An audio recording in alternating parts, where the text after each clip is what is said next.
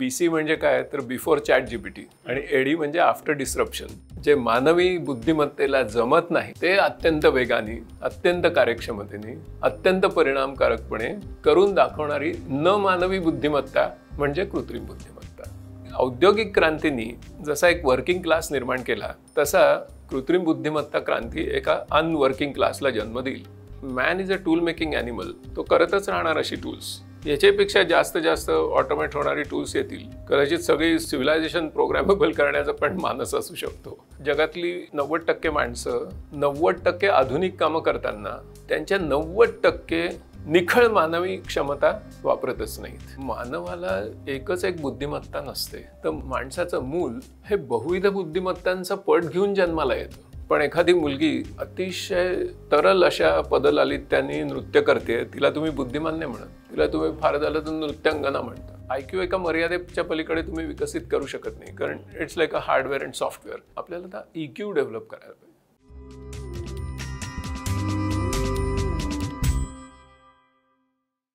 नमस्कार, मी विनायक पाचलक आणि थिंक बँकच्या थिंक AI या विशेष सिरीजमध्ये तुम्हा सगळ्यांचं पुन्हा एकदा मनापासून स्वागत. AI हा विषय बघता बघता सर्वव्यापी झाला आणि त्याच्या वेगवेगळ्या अंगांविषयी आपण दिग्गजांशी चर्चा करतोय.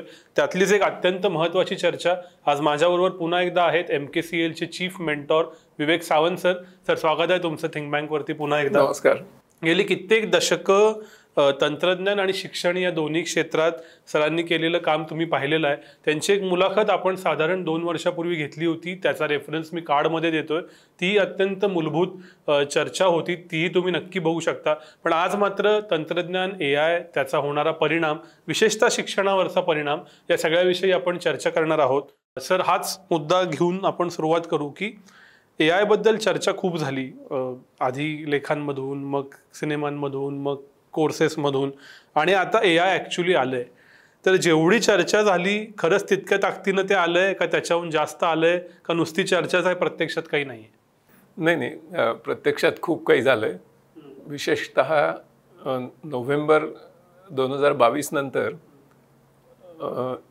इतकं काही झालं की त्याचं जर वर्णन करायचं झालं तर मी नेहमी असं म्हणतो की BC आणि AD असं त्याचं वर्णन करावं लागेल. BC म्हणजे काय तर बिफोर चॅट जीपीटी आणि AD म्हणजे आफ्टर डिस्रप्शन. असे 2 वेगळे कालखंडच जणू काही, म्हणजे एका वेगळ्या युगामध्ये आपण नोव्हेंबर 2022 नंतर प्रवेश केलेला आहे. इतका मूलभूत बदल हा आपल्या सभ्यतेमध्ये, संस्कृतीमध्ये होतो आहे. आणि त्याच्यामुळे आपण असं समजू की त्याच्या आधी जी काही त्याच्याविषयीची चर्चा झाली तिला एक प्रकारे एक परमोच्च असा बिंदू हा आपल्या सिव्हिलायझेशननी गाठला 2022च्या नोव्हेंबरमध्ये. याचं कारण असं की AI मधून जी पॅटर्न रेकग्निशनची क्षमता विकसित होत होती तर ती बरीच वर्ष होत होती. AI मध्ये काय होतं की बिग डेटा, मग बिग डेटाच्या वर मशीन लर्निंग आणि मशीन लर्निंगमधून अल्गोरिथम्स, विशेषतः पॅटर्न्स, अशा 3 स्टेजेसमधून आपण जातो. तर जगातले जे काही साहित्य आहे ते लक्षावधी पुस्तकांमध्ये आणि इतर ठिकाणी जो आशय आहे, विशेषतः भाषिक आशय, याचा जो बिग डेटा किंवा कॉर्पस तयार झाला, ह्याच्यातून जे मशीन लर्निंग झालं, म्हणजे लहान मुलं जसं भाषा शिकतात तर ती काही व्याकरणाच्या नियमांनी शिकत नाहीत.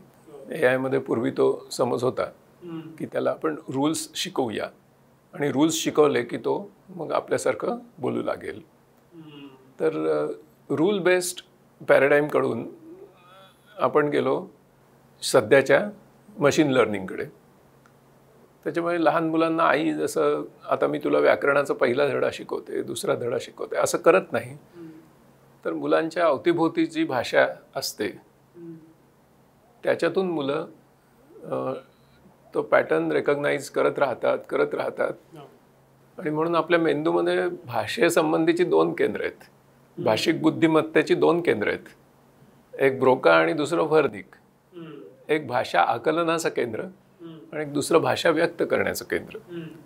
भाषा आकलनाचं केंद्र परिपक्व होईपर्यंत भाषा व्यक्त करण्याचं केंद्र सुरू होत नाही काम करायला. त्याच्यामुळे मुलं सुरुवातीला एकदम बोलत नाहीत, ते ऐकून घेतात, मग हळूहळू बोबडं बोलतात आणि मग बोलायला सुरुवात करतात. एक्झॅक्टली तसंच काहीतरी AI मध्ये झालं.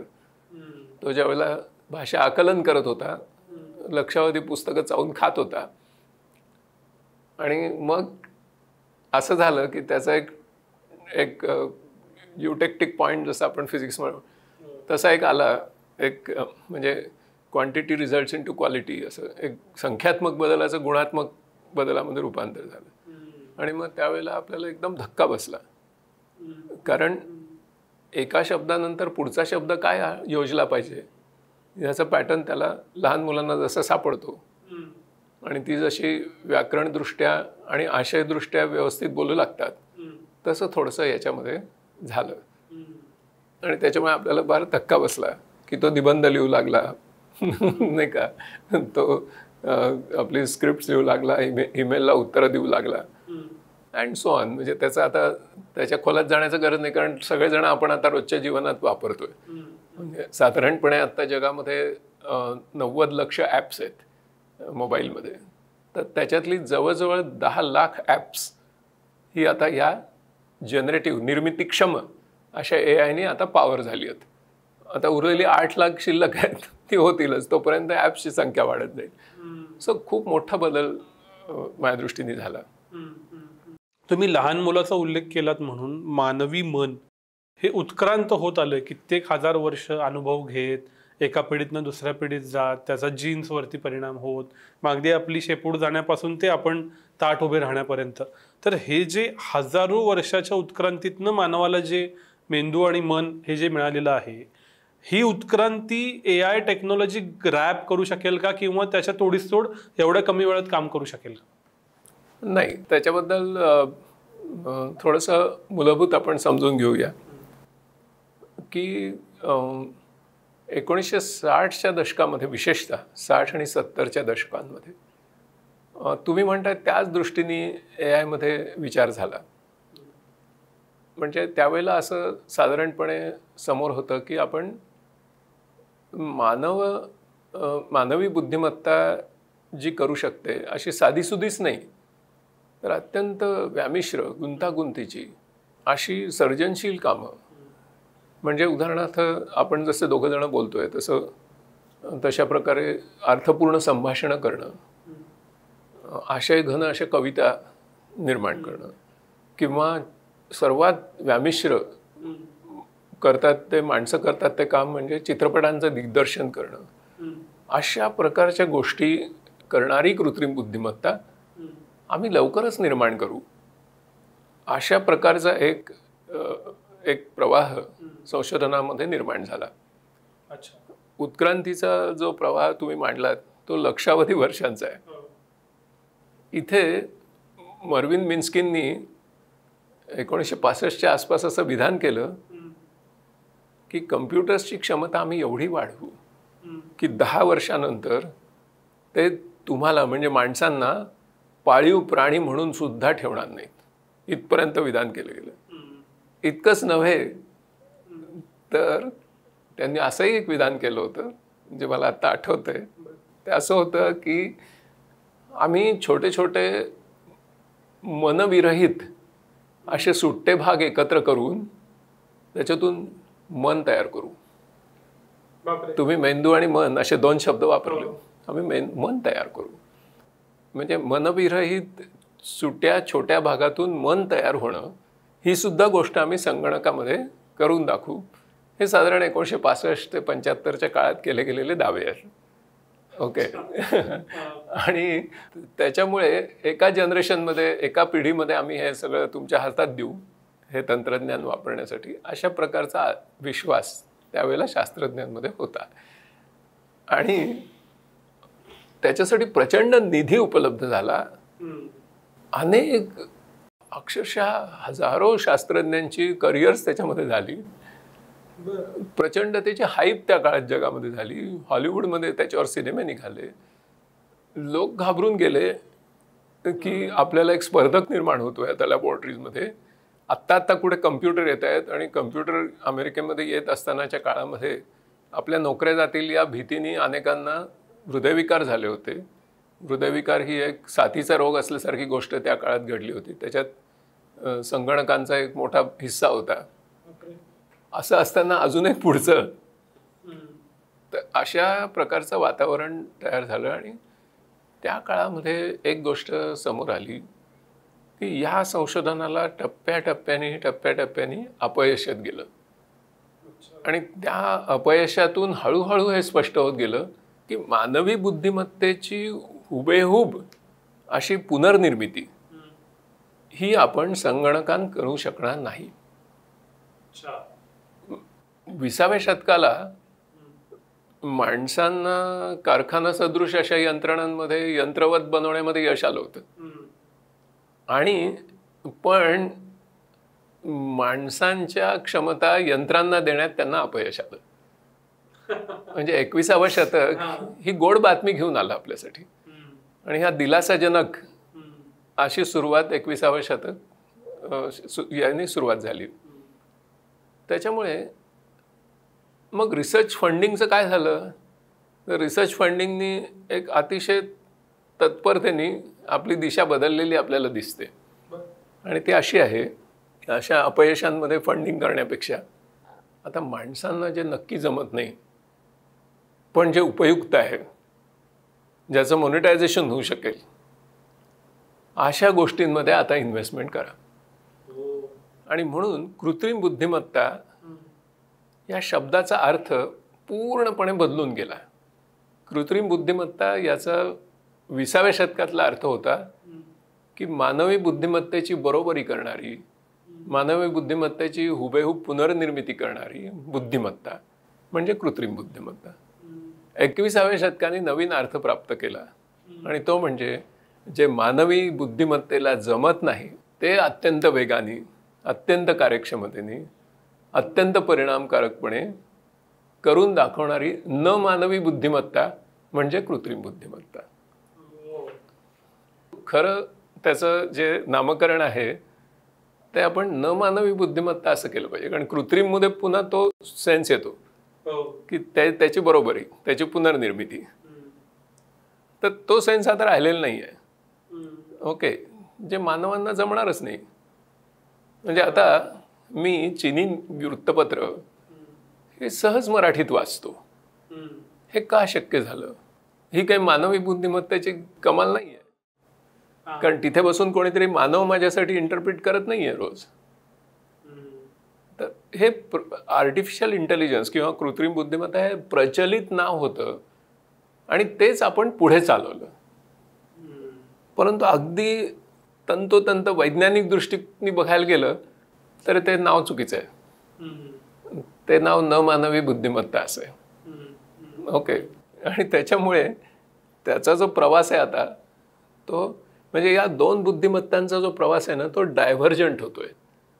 20वं शतक याला कॉन्व्हर्ज होईल असं वाटत होतं की ह्याची जागा हे घेईल, याला हे रिप्लेस करेल, असं न राहता आता हे डायव्हर्जंट स्वरूप येते.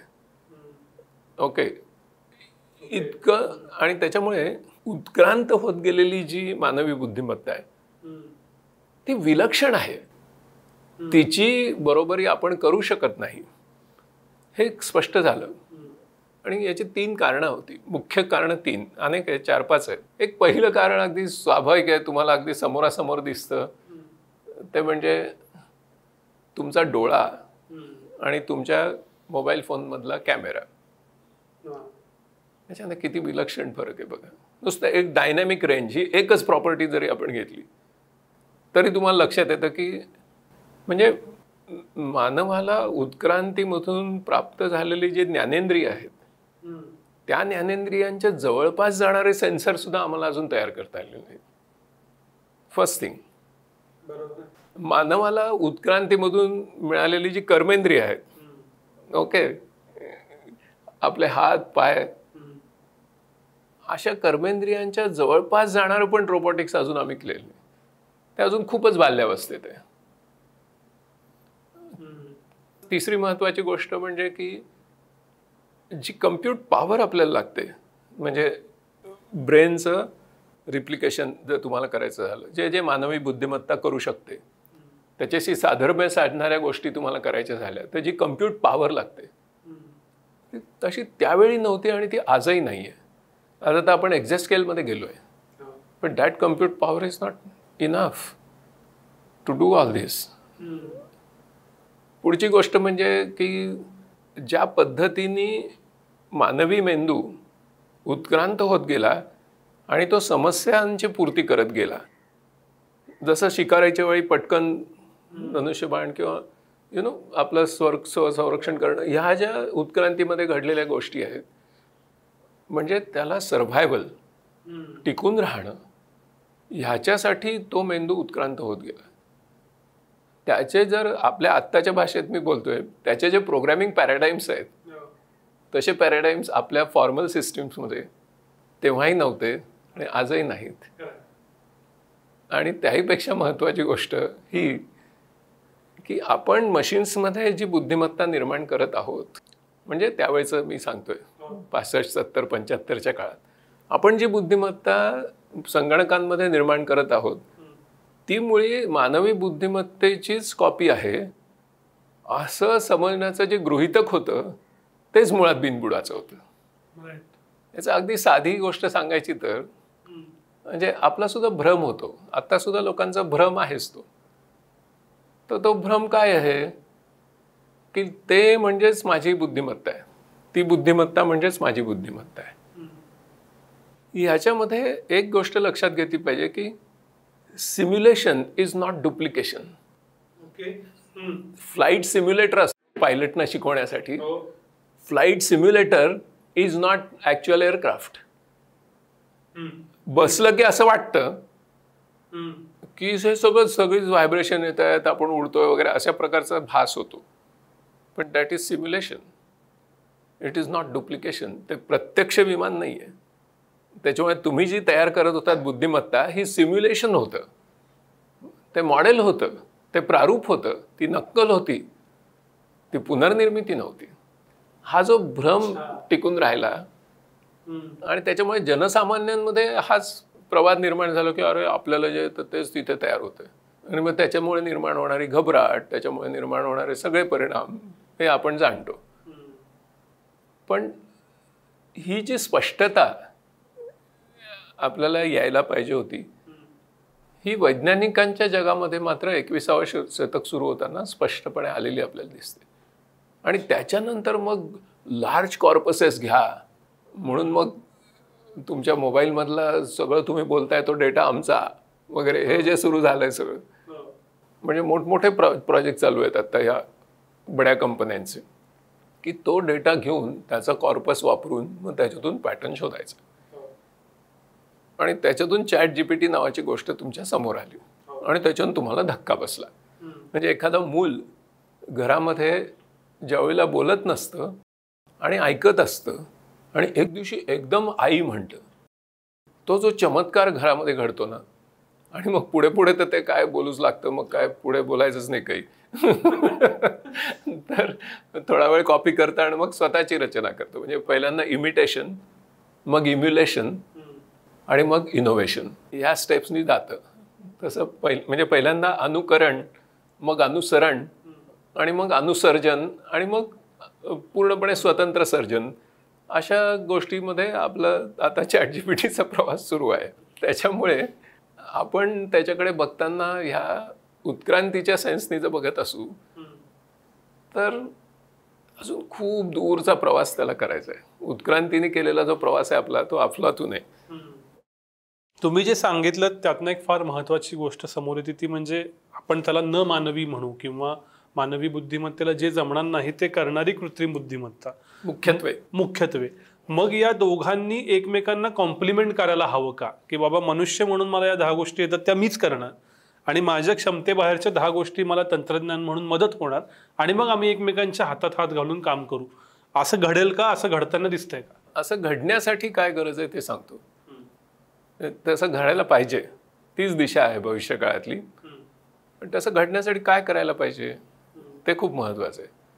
ते असं आहे की म्हणजे आता ही जी कृत्रिम बुद्धिमत्ता आता याच्यापुढे मी न मानवी शब्द वापरणार नाही, कारण प्रचलित शब्द तो आहे.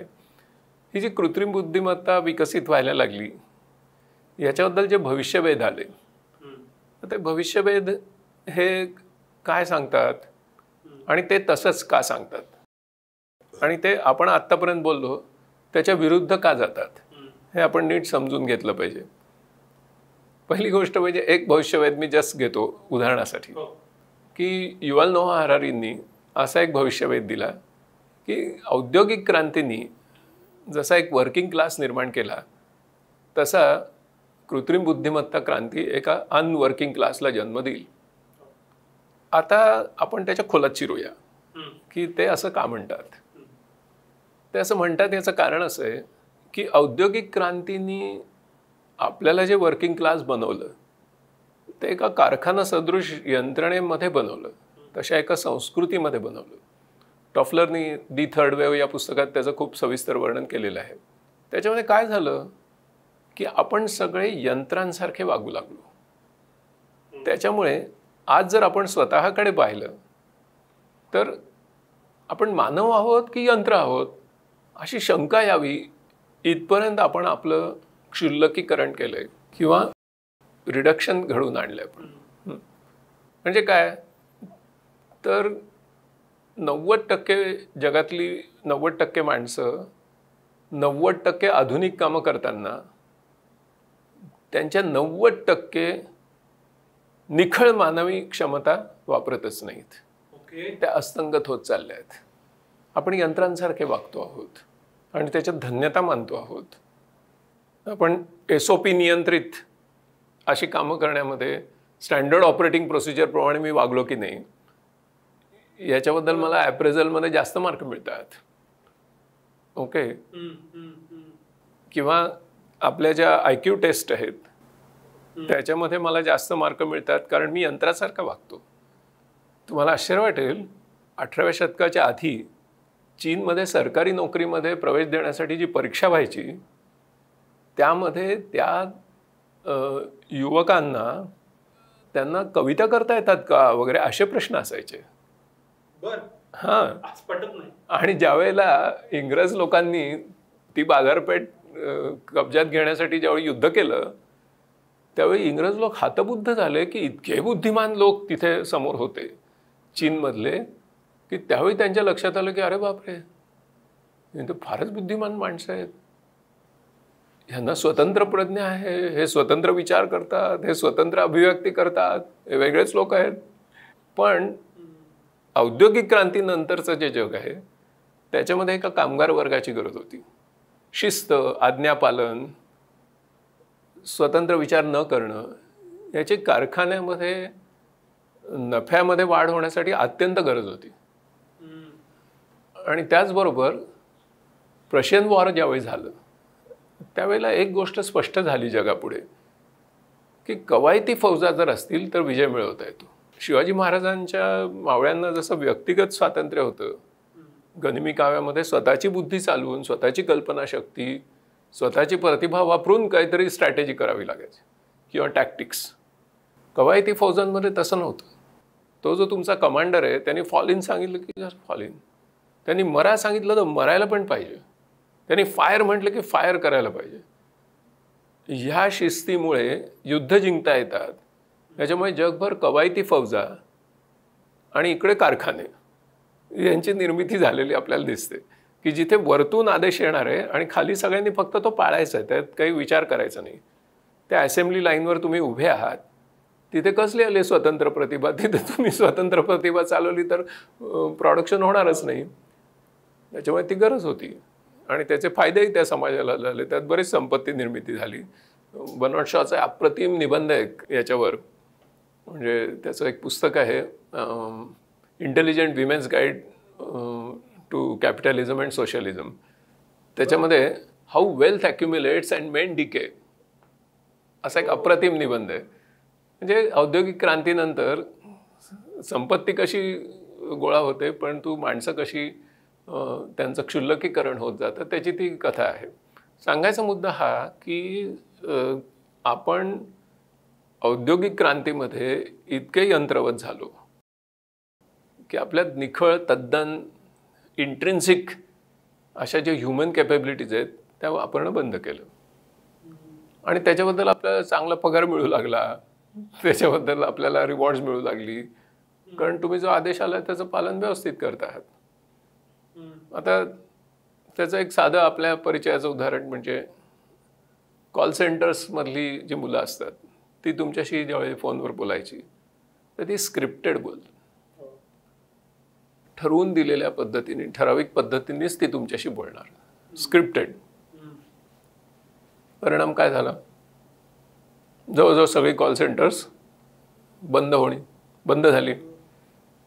जे काही नियमबद्ध आहे, जे काही प्रेडिक्टेबल आहे, ते यंत्र तुमच्यापेक्षा खूप अधिक वेगाने, कमी खर्चात, अधिक गुणवत्तेने, न कंटाळता आणि मला अधिक नफा देईल अशा पद्धतीने करू शकतात. त्याच्यामुळे अनवर्किंग क्लास निर्माण होण्याची जी शक्यता निर्माण झाली ती खरं म्हणजे एआयचे अल्गोरिथम्स फार मॅच्युअर होत आहेत किंवा फार परिपक्व होत आहेत म्हणून नाही आहे, तर आपण मशीनसारखं काम करतोय म्हणून आहेत. हे आपण लक्षात घेतलं पाहिजे. आणि म्हणून आपण दोष एआयला देता कामा नये. Man is a tool making animal. तो करतच राहणार अशी टूल्स. याच्यापेक्षा जास्त ऑटोमेट होणारी टूल्स येतील.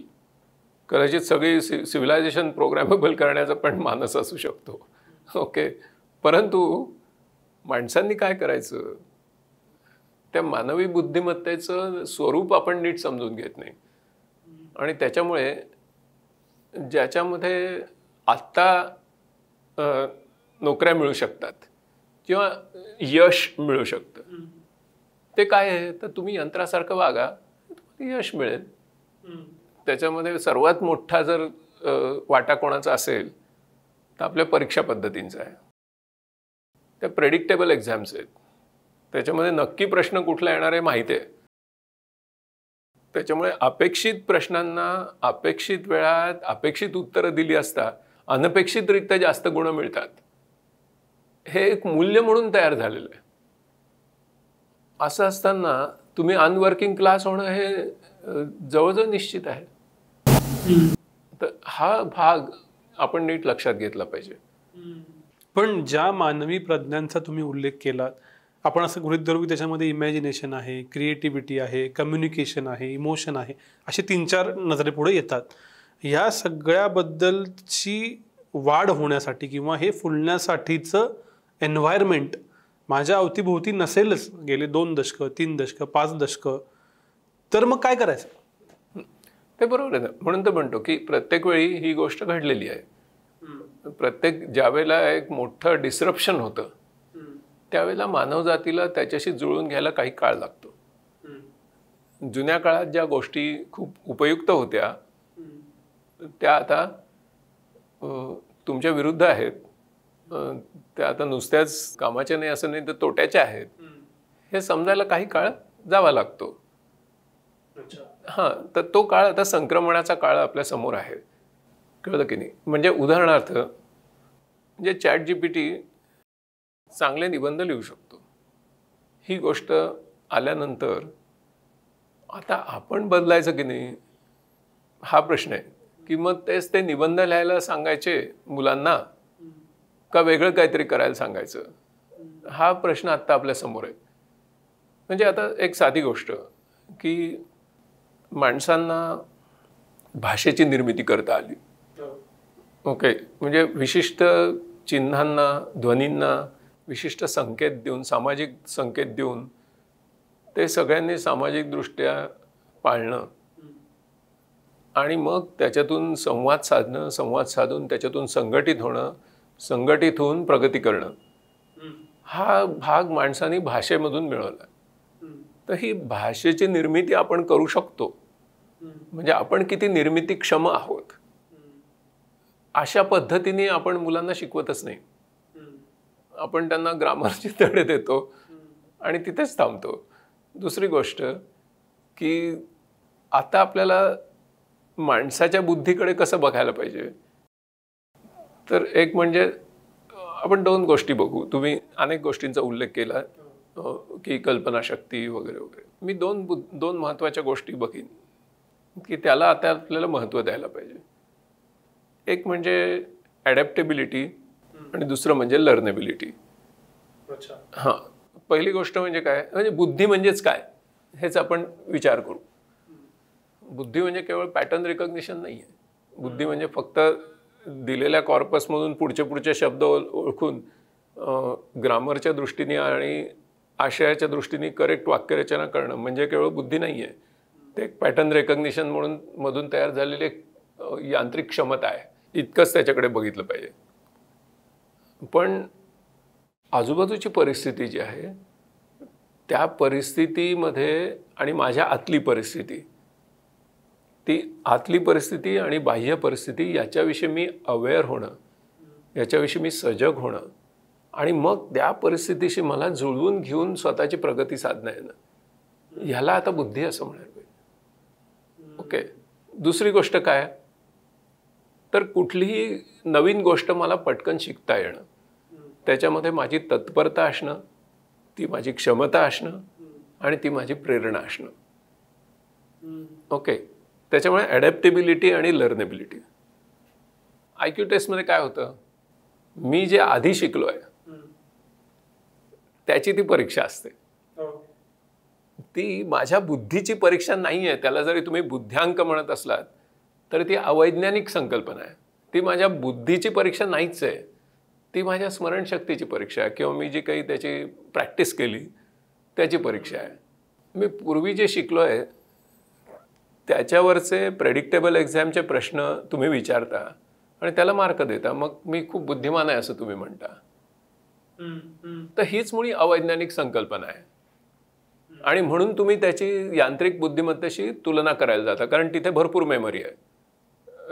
तिथे तुम्हाला बीट करू शकेल असा स्पीड आहे, त्याच्यात ॲक्युरसी आहे, काय नाही आहे, तो थकत नाही. तर ही आपली मूलभूत चूक होती आहे. आणि त्याच्यामुळे मला नवीन काय शिकता येतं ही आता माझ्या बुद्धीची खरी कसोटी आहे. ओके.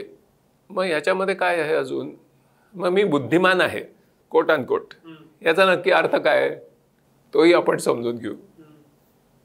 म्हणजे कृत्रिम बुद्धिमत्तेच्या संदर्भात तो खूप चांगला अर्थ आहे. 1979 ते 83 या काळामध्ये हार्वर्ड ग्रॅज्युएट स्कूल ऑफ एज्युकेशनमध्ये जगाला हलवून टाकणारा रिसर्च झाला आणि तो केला आपल्या हॉवर्ड गार्डनरनी.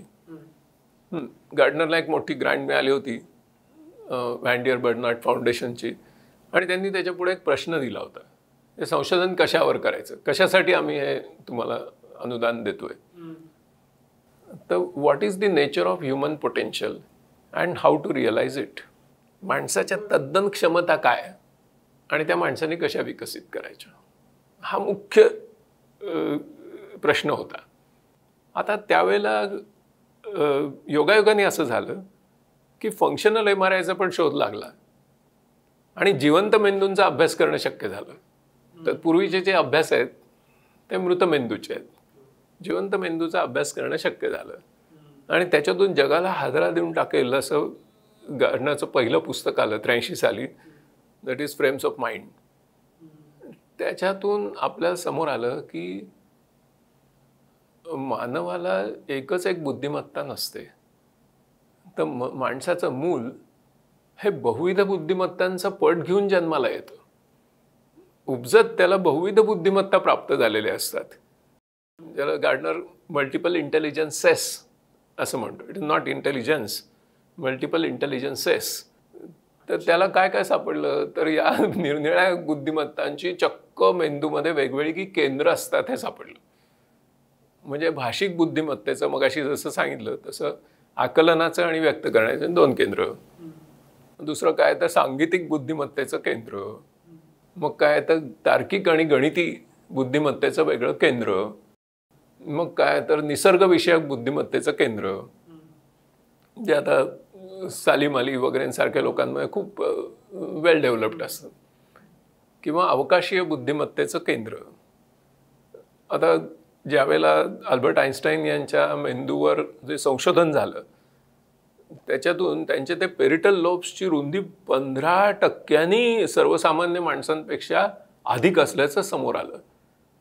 म्हणजे एकंदर विश्वाचा वेध घेणं ही जी जनरल थिअरी ऑफ रिलेटिव्हिटीमध्ये जी गोष्ट आली, तर ती अवकाशीय बुद्धिमत्ता, दृक अवकाशीय बुद्धिमत्ता, स्पॅशल इंटेलिजन्स ती दिसते त्याच्यात.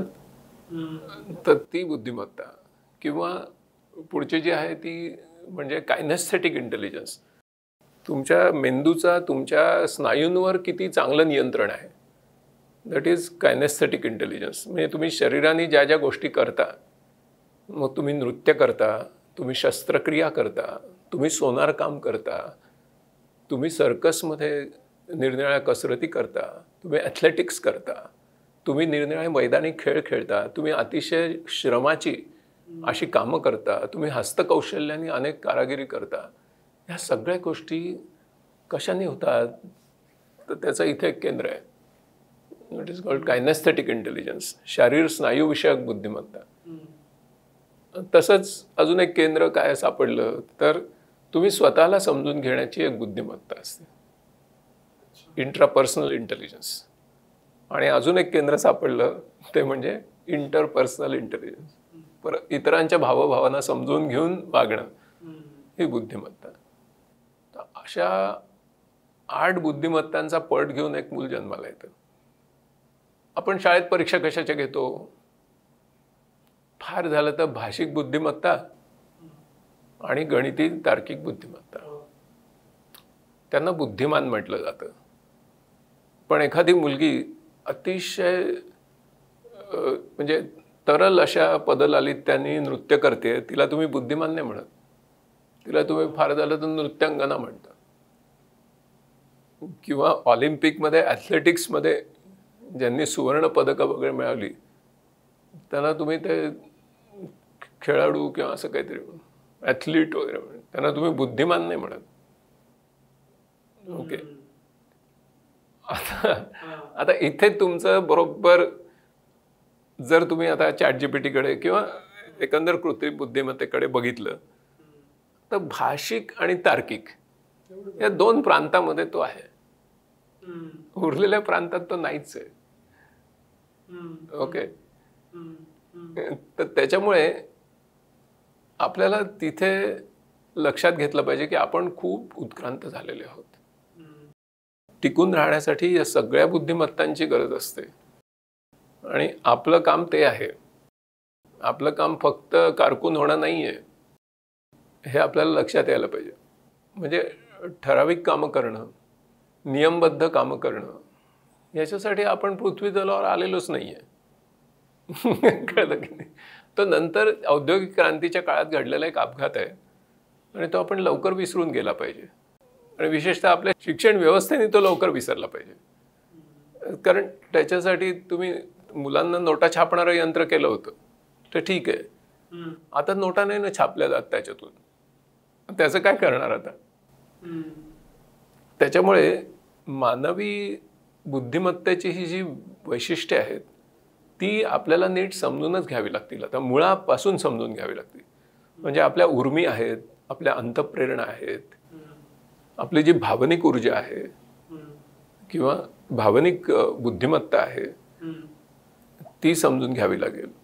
दुसरी गोष्ट म्हणजे की आपण अतिशय वेगळेच असे विचार निर्माण करू शकतो आणि अमर्यादपणे असे विचारांचे व्यूह रचत जाऊ शकतो.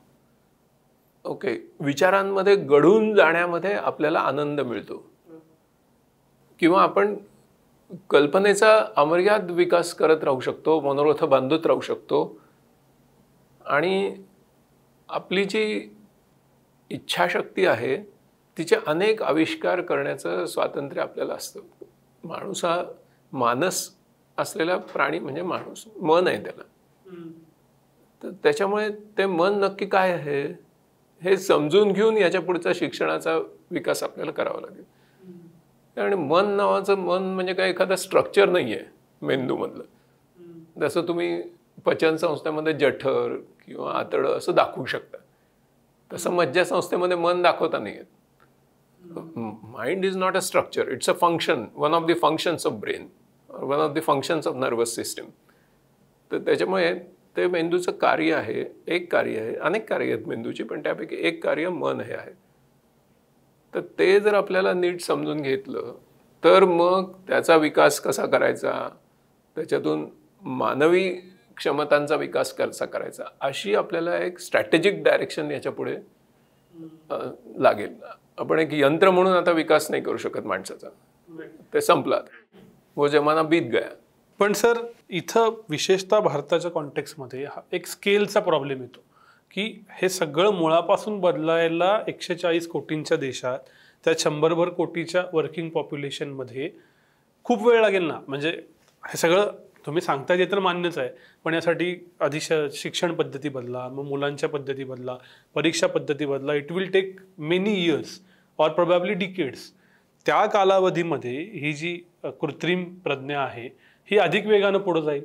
पुन्हा असं आहे की इतके वर्ष, जसं आपण म्हणतो की मॅन्युफॅक्चरिंग हे अर्धशिक्षित किंवा कमी शिक्षित लोकांना रोजगार देत राहतं, त्याच्यातच आपण पुरेसं काम न केल्यामुळे नॉलेज इकॉनॉमी आली, मग तिकडची लोकं राहिली, मग केशेप रिकव्हरी झाली, आर्थिक सामाजिक राजकीय परिणामही घडत आहेत.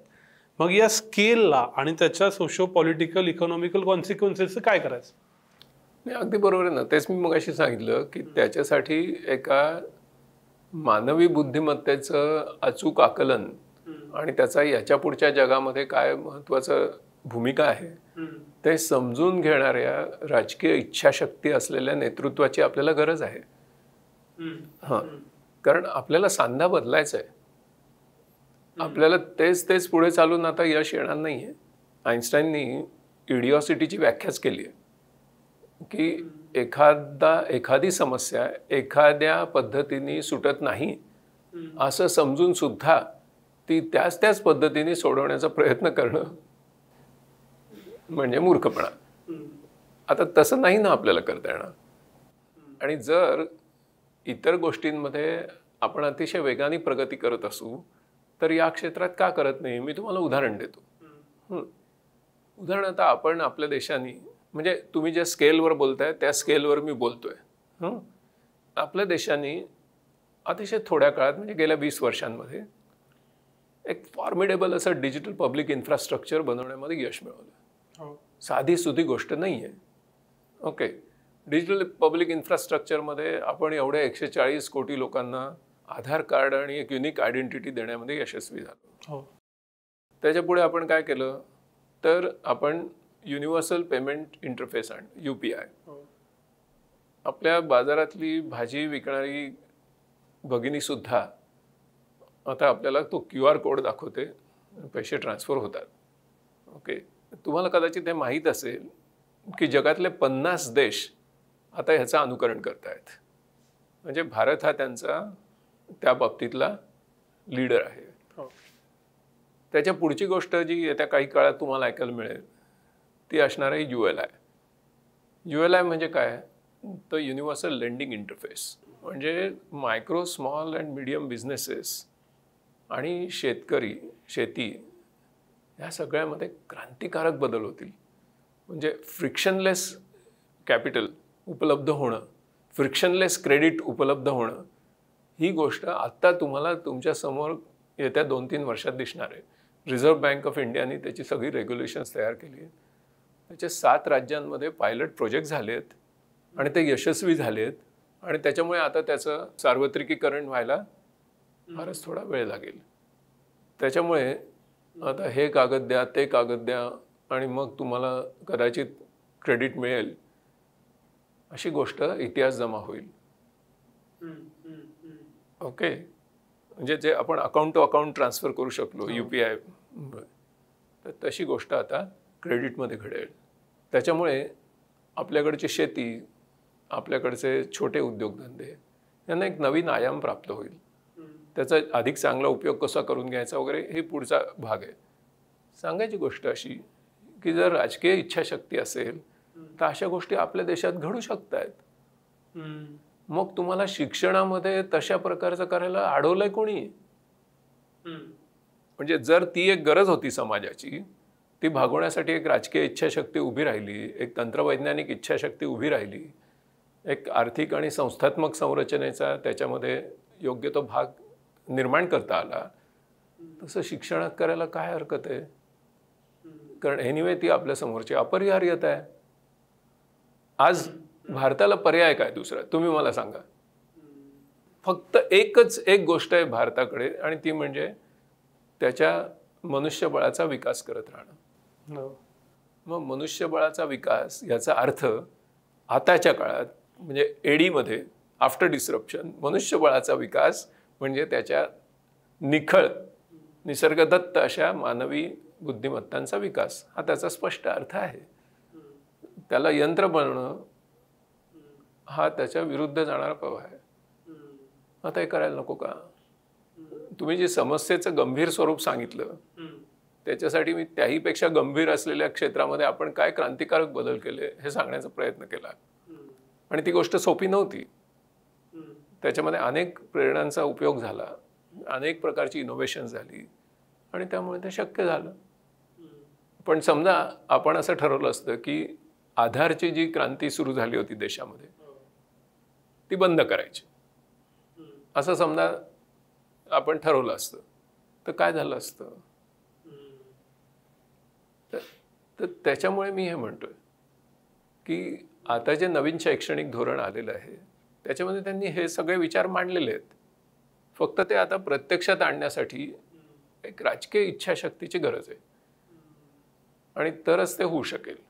त्याच्यासाठी आपल्याला खूप मोठ्या प्रमाणामध्ये शिक्षकांचं सबलीकरण करावं लागेल. शिक्षकांना तशा प्रकारे आपल्याला आता प्रशिक्षित करावं लागेल की आता आपल्याला म्हणजे शिक्षक म्हणजे मी नुसते शालेय म्हणत नाही, विद्यापीठ पण. कारण विद्यापीठांच्या प्रश्नपत्रिकांमध्ये सुद्धा अजून प्रेडिक्टेबलच प्रश्न असतात. तिथून आपल्याला दूरच न्यावं लागेल. दुसरी गोष्ट म्हणजे आपल्याला ज्या बहुविध बुद्धिमत्ता आहेत त्या प्रत्येक बुद्धिमत्तेमध्ये आता चमकणाऱ्या मुलांना, त्याच्यासाठी या पृथ्वी तलावर आलेल्या मुलांना वेगळं काढावं लागेल. ही महत्त्वाची गोष्ट आहे. आणि त्याचबरोबर दुसरी गोष्ट आहे तर जे आपल्याला डॅनियल गोल्डमननी सांगितलं की IQ तर ठीक आहे, पण IQ एका मर्यादेच्या पलीकडे तुम्ही विकसित करू शकत नाही. कारण it's like a hardware and software. Even if you improve your software on a given hardware you cannot improve the performance further. तसं आपल्याला आता EQ डेव्हलप करायला पाहिजे. हे डॅनियल गोल्डमननी गेल्या शतकात सांगितलंय. आपल्या शिक्षणामध्ये त्याचा समावेश अजून होत नाही. मुख्य प्रवाही झालेला नाही. तो थोडा इकडे तिकडे चालू असतं, मुख्य प्रवाही झालेलं नाही आहे. त्याच्यामुळे माझ्या वागण्यामधली ॲडॅप्टेबिलिटी, मी दरवेळी पुढाकार घेतो की नाही काही करण्यामध्ये, इतरांच्या भावभावना समजून घेतो की नाही, किंवा माझं वर्तन हे इतरांच्या भावना समजून घेऊन केलेलं त्याला प्रतिसाद देणारं वर्तन असतं की नाही, ह्याचा आता माझ्या यशामध्ये फार जास्त वाटा आहे. मला गणितं किती सोडवता येतात याबरोबरीने. त्याच्यामुळे मला आता म्हणजे डॅनियल गोल्डमननी जी क्रांतिकारक कल्पना मांडल्या तर त्याचा मागमूसही आपण अजून घेऊ, कारण त्याच्यामध्ये तद्दन मानवी क्षमतांचा विकास ही गोष्ट आहे. आपण यंत्र नाही आहोत, आपण माणसं आहोत. आपल्याला भावना आहेत, म्हणजे राग, दुःख, तिरस्कार किंवा आश्चर्य, आनंद, भीती अशा ज्या 6 मुख्य भावना आहेत त्यांचे आपण 270 आविष्कार करतो, आणि 7000 चेहऱ्यावरच्या हावभावातून ते व्यक्त करतो.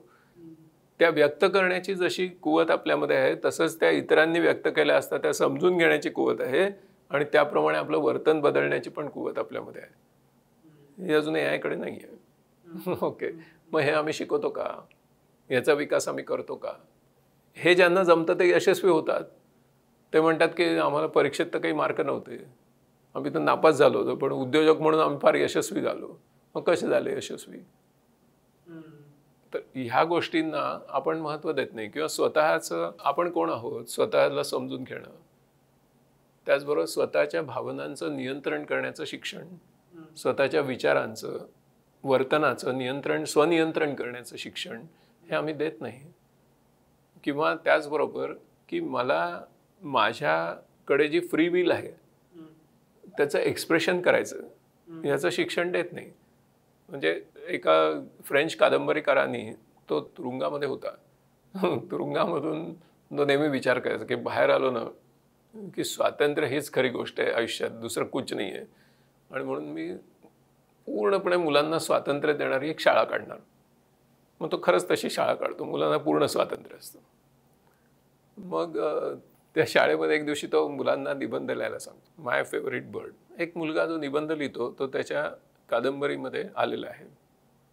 निबंध असा आहे की my favourite bird is an owl. घुबड हा माझा सर्वात आवडता पक्षी आहे. सुरुवातच, but it is seen only during the night. तो फक्त रात्री दिसतो. So can I write something on cow. बघा मानवी बुद्धिमत्ता कशी काम करते. म्हणजे बहिणाबाईंनी जे मन वढाय सांग, मग can I write something on cow. Cow has 6 sides, front, back, left and right. 4च सांगतो. At the front it has got 2 horns so that mouth can be located in between. And at the back it has a long tail which is, for flicking the flies which would otherwise fall into the milk. आता अशा निबंधाला तुम्ही शाळेत mark देणार का? की जे पूर्णपणे मानवी कल्पना शक्तीने लिहिला गेला. विषय होता माय फेवरेट बर्ड. आता ही लवचिकता आमच्या शिक्षणशास्त्रात येणार का? बरं, याच्यात काय होतं? कल्पनाशक्ती होती आणि शिस्त पण होती. शिस्त काय होती?